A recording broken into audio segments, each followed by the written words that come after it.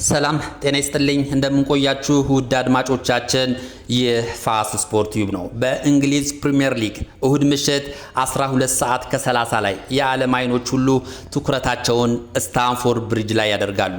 በ32ኛ ሳምንት የእንግሊዝ ፕሪሚየር ሊግ የለንደኑ ኩራት ቼልሲ ከእንግሊዙ ኃያል ክለብ ማንቸስተር ሲቲ ጋር በስታንፎርድ ብሪጅ የሚያደርጉት ፍልሚያ በታላቅ ጉጉት ይጠበቃል። ቼልሲ እስከ አምስተኛ ሆኖ ለማጠናቀቅና በቀጣይ ዓመት የአውሮፓ ሻምፒየንስ ሊግ ተሳትፎን ለማረጋገጥ ይህን ወሳኝ ጨዋታ ማሸነፍ የማይተካ ሚና ስለሚኖረው በሙሉ ኃይል ሲቲን ለማሸነፍ ወደ ሜዳ እንደሚገባ ሲጠበቅ አርሰናልን እግር በእግር እየተከተለ የሊጉን ዋንጫ ለማንሳት ከፍተኛ ተጋድሎ እያደረገ የሚገኘው የፔፕ ጋርዲዮላው ማንቸስተር ሲቲ ይህንን ጨዋታ የግድ ማሸነፍ ይጠበቅበታል። ማንቸስተር ሲቲ በቼልሲ ነጥብ የሚጥል ወይም ደግሞ የሚሸነፍ ከሆነ የሊጉን ዋንጫ የማንሳት ተስፋው በእጅጉ እንደሚመነምን ጥርጥር የለውም። በአጠቃላይ ሁለቱም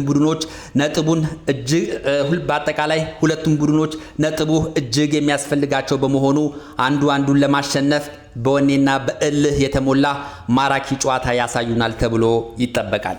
ክቡራትና ክቡራን ውድ አድማጮቻችን ጨዋታውን በተመለከተ የተሰሙ አዳዲስ መረጃዎችን የማቀርብላችሁ ይሆናል። የቼልሲው አሰልጣኝ ሊያም ሮዚነር ፕሬስ ኮንፈረንስ ላይ ተገኝተው ጨዋታውን በተመለከተ ማብራሪያ ሰጥተዋል። አሰልጣኝ ሊያም ሮዚነር ጨዋታውን በተመለከተ ያነሷቸውን ዋና ጉዳዮችን እንመለከታለን። እስከ መጨረሻው አብራችሁን እንድትቆዩ በአክብሮት እጠይቃለሁ። በፊፋ የሀገራት ጨዋታ ምክንያት ተቋርጦ የሰነበተው ተወዳጁና ተናፋቂው የእንግሊዝ ፕሪሚየር ሊግ ቅዳሜና እሁድ በሚደረጉ ጨዋታዎች ሲቀጥል እሁድ ምሽት 12 ሰዓት ከ30 ላይ በስታንፎርድ ብሪጅ ቼልሲ ከማንቸስተር ሲቲ የሚያደርጉት ጨዋታ በጉጉት ይጠበቃል። አሰልጣኝ ሊያም ሮዚነር ፕሬስ ኮንፈረንስ ላይ ተገኝተው ጨዋታውን በተመለከተ ካነሷቸው ዋና ጉዳዮች እንጀምር።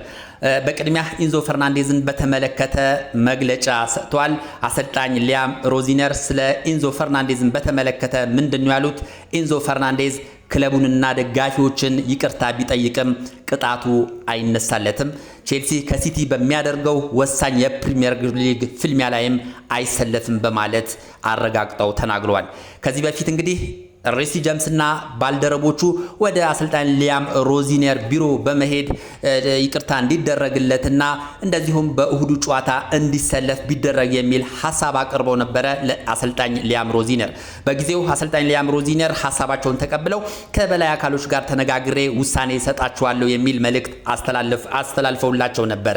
አሁን ፕሬስ ኮንፈረንስ ላይ የተገኙት አሰልጣኝ ሊያም ሮዚነር አሰልጣኝ ኢንዞ ፈርናንዴዝ ምንም እንኳን ይቅርታ ቢጠይቅም ይቅርታውን አልተቀበልኩትም፣ እሁድ በሚደረገው የሲቲም ጨዋታ ላይ አይሰለፍም ሲሉ ማረጋገጫ ሰጥተዋል። ስለ ማድሪድ ማውራቱን ተከትሎ በቼልሲ ደጋፊዎችና በቼልሲ አመራሮች መካከል ከፍተኛ ቁጣ የቀሰቀሰው ኢንዞ ፈርናንዴዝ ቼልሲ ከፖርትቬል ጋር ያደረገው የኤፍኤ ካፕ ጨዋታ እንዳመለጠው ይታወቃል።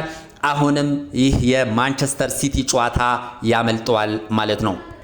አሰልጣኝ ኢንዞ ፈርናንዴዝ የቼልሲ ደጋፊዎችንና የክለቡ ኃላፊዎችን በይፋ ይቅርታ ጠይቋል። እንደዚህ መናገር አልነበረብኝም፣ ሌላም ነገር አስቤ አይደለም የተናገርኩት፣ ይቅርታ አድርጉልኝ፣ ተጸጽቻለሁ ሲል በወኪሉ አማካኝነት መግለጹ ይታወቃል። ነገር ግን የቼልሲ አመራሮችና አሰልጣኝ ሊያም ሮዚነርም ይቅርታውን አልተቀበሉትም። ስለዚህ ቅጣቱ ጸንቶ የሚቆይ ይሆናል ማለት ነው። በዚህም የቼልሲ ወሳኝ የመሃል ሜዳ ተጫዋች የሆነው ሞሰስ ካይሴዶ ቡድኑን በአንበርነት እየመራ ወደ ሜዳ ይገባል ተብሎ ይጠበቃል። ሌላው አሰልጣኙ የጉዳት ዜናዎችን አንስቷል። በቼልሲ ቤት አዲስ የተከሰተ ጉዳት የለም። ከዚህ በፊት የምናውቃቸው በጉዳት ምክንያት ጨዋታ ያመለጣቸው ተጫዋቾች ብቻ ነው የሚገኙት ብለዋል። እነሱም ቻሎባ፣ ኮልዊልና ጀምስ ናቸው ሲሉ ሐሳባቸውን ገልጿል። አዲስ የጉዳት ዜና እንደሌለ አብራርተዋል። ቻሎባ በግሉ ጥሩ ልምምድ እያደረገ ይገኛል። በቀጣዮቹ ሳምንታት ወደ ሜዳ ይመለሳል ብለን እናስባለን ሲሉ አሰልጣኙ ሐሳባቸውን ገልጿል። ኮልዊልን በተመለከተ ጥሩ ዜና ተናግሯል።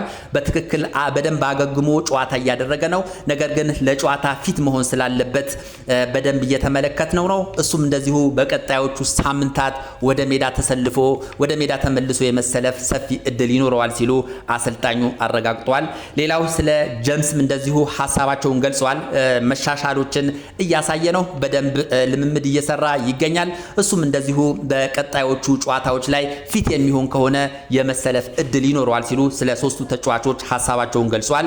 ነገር ግን ሶስቱም ተጫዋቾች ማለትም ቻሎባ፣ ኮልዊል ጀምስ ከሲቲ ጋር በሚደረገው የፕሪሚየር ሊግ ፍልሚያ ላይ አይሰለፍም ሲሉ ማረጋገጫ ሰጥተዋል። ከዛ ውጪ ኢንዞ ፈርናንዴዝ አይሰለፍም።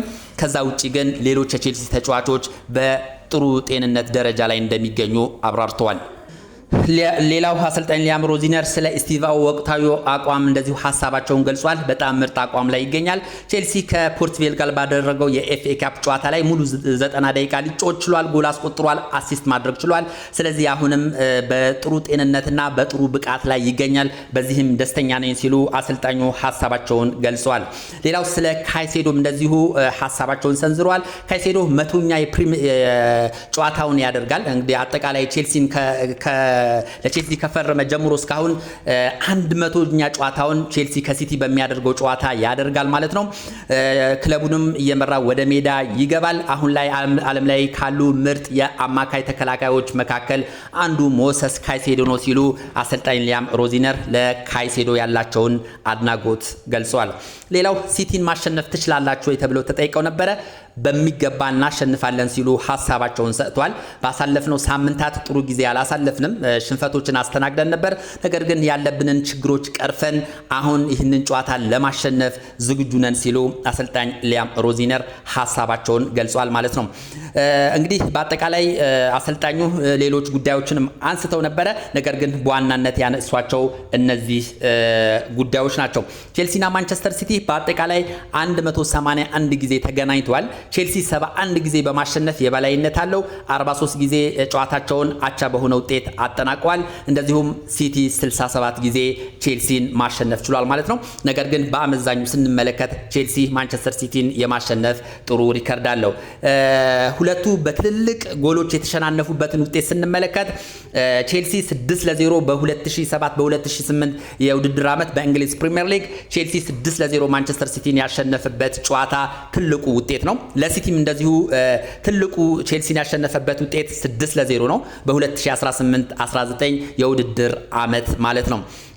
ጋርዲዮላ ማንቸስተር ሲቲን ከተረከበ ጊዜ ጀምሮ ቼልሲን 15 ጊዜ ማሸነፍ ችሏል። 8 ጨዋታዎች ላይ አቻ በሆነ ውጤት አጠናቋል። እንደዚሁም በ8 ጨዋታ ላይ ደግሞ በቼልሲ ተሸንፏል ማለት ነው። ስለዚህ ጋርዲዮላ ሲቲን ከተረከበ በኋላ ቼልሲን የማሸነፍ ጥሩ ሪከርድ አለው ብሎ መናገር ይቻላል። አሁን ላይ እንግዲህ በእንግሊዝ ፕሪሚየር ሊግ ማንቸስተር ሲቲ 61 ነጥብ በመያዝ ሁለተኛ ደረጃ ላይ ይገኛል። ቼልሲ 48 ነጥብ በመያዝ ስድስተኛ ደረጃ ላይ ይገኛል። በእንግሊዝ ፕሪሚየር ሊግ በዚህ ዓመት ብቻ ቼልሲ 53 ጎል ማስቆጠር ችሏል። በአንጻሩ ማንቸስተር ሲቲ 60 ጎሎችን ማስቆጠር ችሏል ማለት ነው። ይህን ጨዋታ ቼልሲ እንግዲህ የግድ ማሸነፍ ይጠበቅበታል። ከኋላው እነ ብሬንትፎርድ እነ ኤቨርተን 46 ነጥብ በመያዝ ቼልሲን እየተከተሉት ይገኛሉ። ቼልሲ በዚህ ጨዋታ ነጥብ የሚጥል ከሆነና እነዚህ ቲሞች ደግሞ ነጥብ የሚሰበስቡ ከሆነ ቼልሲ ደረጃው ወደ 9 ወደ 10 የመውረድ እድል ስላለው ይህን ጨዋታ ማሸነፍ ይጠበቅበታል ማለት ነው። የሁለቱ ቡድኖች አጠቃላይ ያደረጓቸውን የሰሞኑን አጠቃላይ 5 ጨዋታዎችን እንኳን በግርድፉ ስንመለከት ቼልሲ ፖርት ቬልን በኤፍኤ ካፕ 7-0 ማሸነፍ ችሏል። በኤቨርተን 3-0 ተሸንፏል። በእንግሊዝ ፕሪሚየር ሊግ በአውሮፓ ቻምፒየንስ ሊግ በፓሪስ ሰን ጀርመን 3-0 መሸነፍ ችሏል። እንደዚሁም በኒውካስትል 1-0 በፕሪሚየር ሊጉ ተሸንፏል። በፓሪስ ሰን ጀርመን እንደዚሁ በዲፕራንስ ባደረገው ጨዋታ 5-2 ተሸንፏልና ቼልሲ በኤፍኤ ካፕ ከማሸነፉ ውጪ ሌሎች ጨዋታዎችን ግን በሽንፈት ነው ያጠናቀቀው። ስለዚህ ሽንፈቱን ላለማስቀጠልና ወደ አሸናፊነት ለመመለስ ይህንን ጨዋታ የግድ ማሸነፍ ይጠበቅበታል። በአንጻሩ ሲቲን ስንመለከት አርሰናልን 4-0 ሊቨርፑልን 4-0 ማሸነፍ ችሏል በኤፍኤ ካፕ። እንደዚሁም አርሰናልን በካራባው ካፕ 2-0 በማሸነፍ የካራባው ካፕ አሸናፊ መሆኑ ይታወቃል። በአውሮፓ ሻምፒየንስ ሊግ ግን ድል አልቀናውም። በማድሪድ 2-1 ተሸንፏል።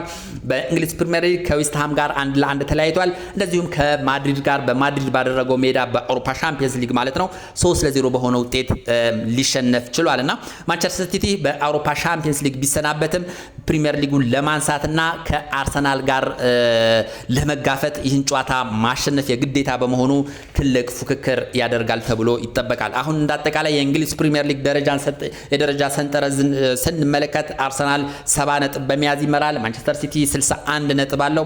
ማንቸስተር ዩናይትድ 55 ነጥብ በመያዝ ሶስተኛ ደረጃ ላይ ይገኛል። ቪላ 54 ነጥብ በመያዝ አራተኛ ደረጃ ነው። ሊቨርፑል 49 ነጥብ በመያዝ አምስተኛ ደረጃ ላይ ይገኛል። ቼልሲ 48 ነጥብ በመያዝ ስድስተኛ ደረጃ ላይ ይቀመጣልና በዚህ ዓመት የአውሮፓ ሻምፒየንስ ሊግን ቦታ የሚያገኙ ክለቦች ከ1 እስከ 5 ሆነው የሚያጠናቅቁ ክለቦች ናቸው። ስለዚህ ቼልሲ እንግዲህ ከ1 እስከ 5 ሆኖ ለማጠናቀቅ ይህንን ጨዋታ የግድ ማሸነፍ ይጠበቅበታል። ይህንም ጨዋታ ለማሸነፍ ትልቅ ተጋድሎ ያደርጋል ተብሎ ይጠበቃል።